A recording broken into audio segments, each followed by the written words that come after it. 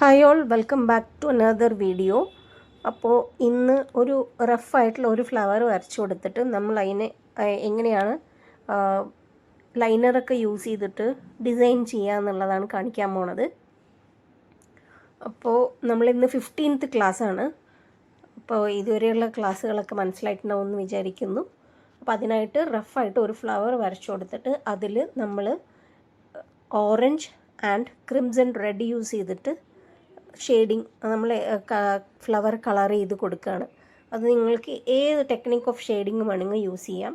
ഞാൻ പ്രീവിയസ് ക്ലാസ്സസിൽ പറഞ്ഞു തന്നിട്ടുള്ള ഏതൊരു ടെക്നിക്കും നിങ്ങൾക്ക് യൂസ് ചെയ്യാവുന്നതാണ്. അപ്പം ഞാനിപ്പോൾ ഈ 2 ഷെയ്ഡ്സാണ് യൂസ് ചെയ്യുന്നത്. ഓറഞ്ചിൽ അധികം പെയിൻ്റ് ഇല്ലാത്തതുകൊണ്ടാണ് ബോട്ടിലിൽ ഇങ്ങനെയൊക്കെ മറിച്ച് കാണിക്കുന്നത്. കുറച്ച് മാത്രമേ അതിൽ പെയിൻ്റ് ഉള്ളൂ. ഓക്കെ, അതുകൊണ്ട് മറിഞ്ഞു പോകില്ല. ക്രിംസൺ റെഡും ഓറഞ്ചും, ഇതിലിപ്പം ക്രിംസൺ റെഡ് എന്നുള്ളത് അക്രലിക് കളറും അതുപോലെ ഓറഞ്ച് ഫാബ്രിക് കളറുമാണ് എടുത്തിട്ടുള്ളത് കേട്ടോ. കാരണം അതെങ്ങനെ വേണമെങ്കിൽ നമുക്ക് എടുക്കാം. ഇപ്പോൾ ഫാബ്രിക് കളറിൽ ഒരു കളറും വേറെ കളർ അങ്ങനെ മിക്സ് ചെയ്തിട്ടൊക്കെ നമുക്ക് ചെയ്യാം. അക്രലിക്കും യൂസ് ചെയ്യാം, ഫാബ്രിക് കളറും യൂസ് ചെയ്യാം. അപ്പോൾ രണ്ടും റെഡും ഓറഞ്ചും കൂടി മിക്സ് ചെയ്യുന്ന രീതിയിൽ ഞാൻ പാലറ്റിൽ എടുത്തിട്ട് രണ്ടും കൂടി മിക്സ് ചെയ്തിട്ടല്ല ചെയ്യുന്നത്. ഇടയിൽ ഓറഞ്ചും അടിച്ചു കൊടുക്കുന്നുണ്ട്, റെഡും അടിച്ചു കൊടുക്കുന്നുണ്ട്. അപ്പോൾ ആ ഒരു ഷെയ്ഡിങ്ങിൻ്റെ ആ ഒരു വ്യത്യാസം കുറച്ചൊന്ന് ഡിഫറെൻ്റ് ആയിട്ട് വരാൻ വേണ്ടിയിട്ടാണ് ഈ രീതിയിൽ കൊടുക്കുന്നത്. രണ്ടും കൂടി ഒന്ന് ബ്ലെൻഡായ പോലെ ഒരു കളർ വരാൻ വേണ്ടിയിട്ട് ഇങ്ങനെ നമുക്ക് രണ്ടും കുറച്ച് എടുത്തിട്ട് ചെയ്താലും മതി. ഓക്കെ, ഇപ്പോൾ രണ്ടും പാലറ്റിൽ വെച്ച് മിക്സ് ചെയ്യണം എന്നോ അങ്ങനെയൊന്നുമില്ല. അത് രണ്ടും ഡിഫറെൻ്റായിട്ട് നമ്മൾ അപ്ലൈ ചെയ്ത് കൊടുക്കുന്നതുകൊണ്ടാണ് നമ്മളത് മിക്സ് ചെയ്യാത്തത്. അപ്പോൾ ഇങ്ങനെ ഒരു പെറ്റലിന് ഒരു സൈഡിൽ ഓറഞ്ച് അടിക്കുക, ഒരു സൈഡിൽ റെഡ് അടിക്കുക, എന്നിട്ട് ചെറുതായിട്ടൊന്ന് ബ്ലെൻഡ് ചെയ്ത് കൊടുക്കുക. അപ്പം നല്ലൊരു ഷെയ്ഡിങ് വരും. അപ്പം ഇങ്ങനെ നമുക്ക് റിയൽ ആയിട്ടുള്ള ഫ്ലവേഴ്സൊക്കെ നമുക്ക് കാണാൻ പറ്റുമല്ലോ. അത് ആ ഒരു ഇത് വരാൻ വേണ്ടിയിട്ടാണ് ഇങ്ങനെ കൊടുക്കുന്നത്. അപ്പം ഈ രീതിയിൽ കംപ്ലീറ്റ് ആയിട്ട് തന്നെ ഫ്ലവേഴ്സ്, അതായത് ഈ ഫ്ലവറിൻ്റെ പെറ്റൽ ചെയ്ത് കൊടുക്കുക. അപ്പം ഞാനിപ്പോൾ ലൈറ്റായിട്ട് ഒരു പേന വെച്ചിട്ടാണ് ഇതിൻ്റെ ഔട്ട്ലൈൻ കൊടുത്തിട്ടുണ്ടായിരുന്നത് ഇത് നമ്മൾ ക്ലോത്തിൽ. എന്നിട്ട് പെയിൻറ്റ് ചെയ്ത് കഴിഞ്ഞതിന് ശേഷവും നമുക്ക് ആ ലൈൻസ് കാണാനായിട്ട് പറ്റുന്നുണ്ടായിരുന്നു. അപ്പോൾ നമ്മളിപ്പോൾ ഇങ്ങനെ അടിച്ചു കഴിഞ്ഞാലും നമുക്ക് ഔട്ട്ലൈൻസ് ഓരോരോ പെറ്റലും ക്ലിയറായിട്ട് കാണും. നമ്മൾ അടിച്ച് നോക്കുമ്പോൾ നമുക്ക് അറിയാനായിട്ട് പറ്റും കേട്ടോ. അപ്പോൾ നമ്മൾക്ക് ഈ പെയിൻറ്റിങ് ഓരോരോ പെറ്റലായിട്ട് ചെയ്ത് കൊടുക്കാം. അതിനുശേഷം നമുക്ക് ഡിസൈൻ ചെയ്യുന്നത് എങ്ങനെയാണെന്ന് കാണിച്ചു തരാം. അപ്പോൾ ജസ്റ്റ് ഞാനിപ്പോൾ ഇത് കൂടുതൽ ഡീറ്റെയിൽ ആയിട്ട് കാണിക്കുന്നില്ല, കുറച്ചൊന്ന് ഫാസ്റ്റ് ചെയ്ത് വിടാം. കാരണം ഒരുപാട് നമ്മൾ എക്സ്പ്ലെയിൻ ചെയ്തിട്ടുണ്ട് എങ്ങനെയാണ് ഷെയ്ഡിങ് ഒക്കെ കൊടുക്കണമെന്ന്. അപ്പോൾ ഒരുപാട് വീഡിയോ നീണ്ടു പോകുമ്പോൾ നിങ്ങൾക്ക് ബോറടിക്കും. അതുകൊണ്ട് ഇത് എങ്ങനെയാണെന്ന് ജസ്റ്റ് ഒരു 3 പെറ്റൽസ് ചെയ്തപ്പോഴത്തേക്കും മനസ്സിലായിട്ടുണ്ടാവും എന്ന് വിചാരിക്കുന്നു. ഓക്കെ,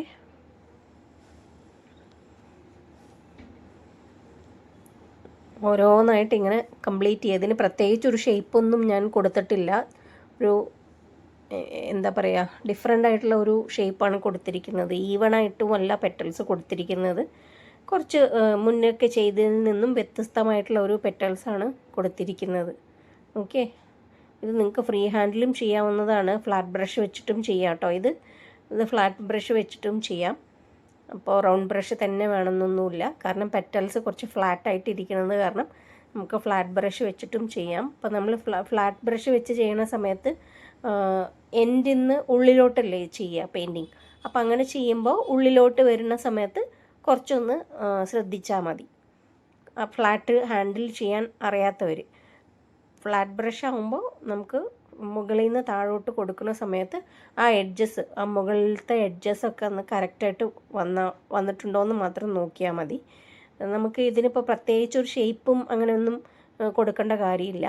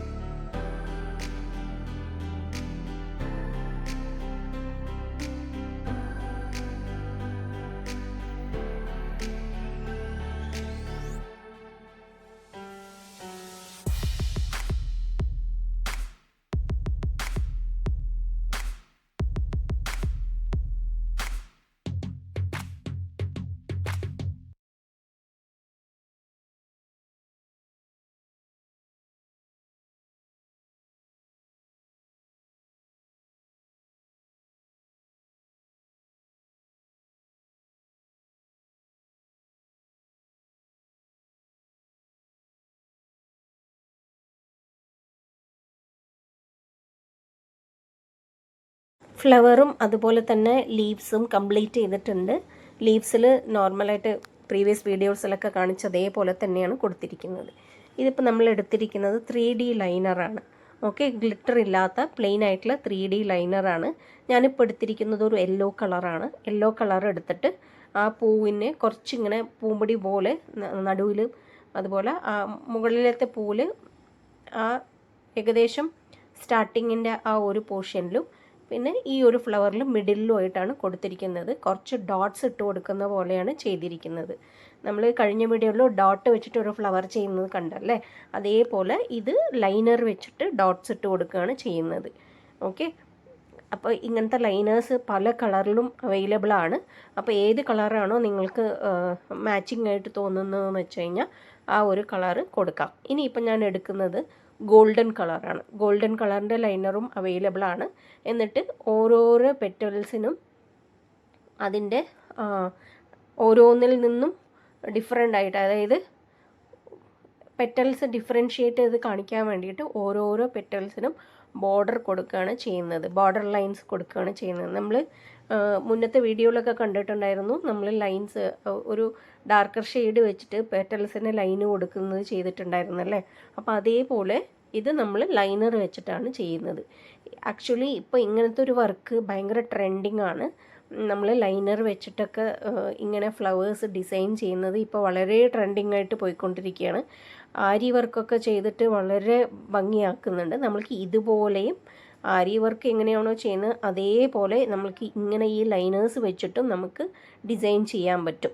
ഇപ്പോൾ ഈ ലൈനറിൻ്റെ മുകളിൽ വേണമെങ്കിൽ നമ്മൾക്ക് ചെറിയ ചെറിയ ബീഡ്സൊക്കെ ഇട്ട് ഒട്ടിച്ചു കൊടുക്കാൻ പറ്റും ലൈനർ വരയ്ക്കുന്ന സമയത്ത് തന്നെ. അല്ലെങ്കിൽ നിങ്ങൾക്ക് ഗമ്മ് വെച്ച് ഫാബ്രിക് ഗ്ലൂ വെച്ചിട്ട് തന്നെ ഈ ഫ്ലവേഴ്സിലൊക്കെ എന്തെങ്കിലും ചെറിയ സീക്വൻസോ അങ്ങനെ എന്തെങ്കിലും, അല്ലെങ്കിൽ ചെറിയ മിറേഴ്സോ ഒക്കെ ഒട്ടിച്ചു കൊടുക്കാനായിട്ടും പറ്റും. അങ്ങനെയും നമുക്ക് ഡിസൈൻ ചെയ്യാം. ഓക്കെ, അപ്പോൾ ഈ ഒരു ഗോൾഡൻ ലൈനർ വെച്ചിട്ടാണ് ഞാനിപ്പോൾ കംപ്ലീറ്റായിട്ട് ഈ ഒരു ഔട്ട്ലൈൻ ഫിനിഷ് ചെയ്തിരിക്കുന്നത്. അപ്പോൾ ലൈനർ യൂസ് ചെയ്യുന്ന സമയത്ത് നമ്മൾ ഇടയ്ക്കിടയ്ക്ക് നോസിൽ നന്നായിട്ട് തുടച്ച് കൊടുക്കണം. അല്ലെങ്കിൽ ചില സമയത്ത് ഭയങ്കര കട്ടിയായിട്ട് അത് പുറത്തേക്ക് വരും. അപ്പോൾ അത് അവോയ്ഡ് ചെയ്യാനായിട്ട് നമുക്ക് അങ്ങനെയൊക്കെ വീണ് കഴിഞ്ഞാൽ പിന്നെ അതിനിങ്ങനെ തുടച്ചെടുക്കണം. പക്ഷെ അങ്ങനെ വരാതിരിക്കാനായിട്ട് ശ്രദ്ധിക്കുക. അപ്പോൾ ഇടയ്ക്കിടയ്ക്ക് നോസിലൊന്ന് തുടച്ച് കൊടുത്തിട്ട് നല്ല ക്ലീൻ ചെയ്താൽ മതി.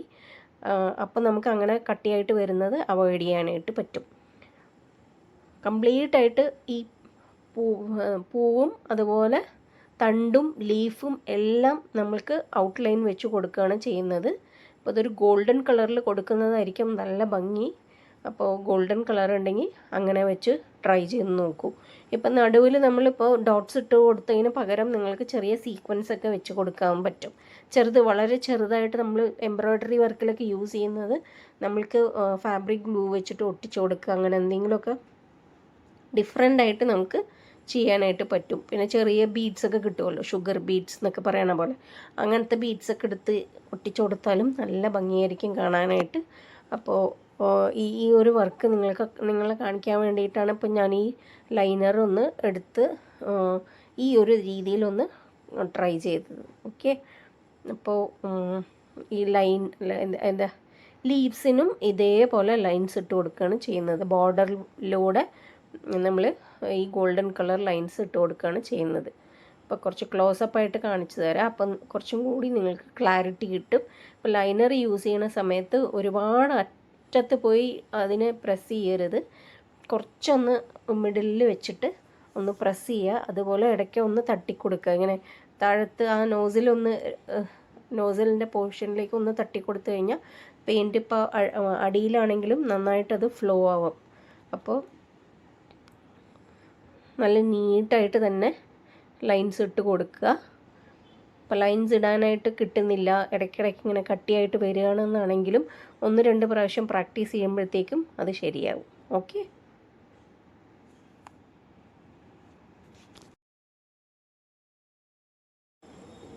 ഈ ഒരു വീഡിയോ എല്ലാവർക്കും ഇഷ്ടപ്പെട്ടു എന്ന് വിചാരിക്കുന്നു.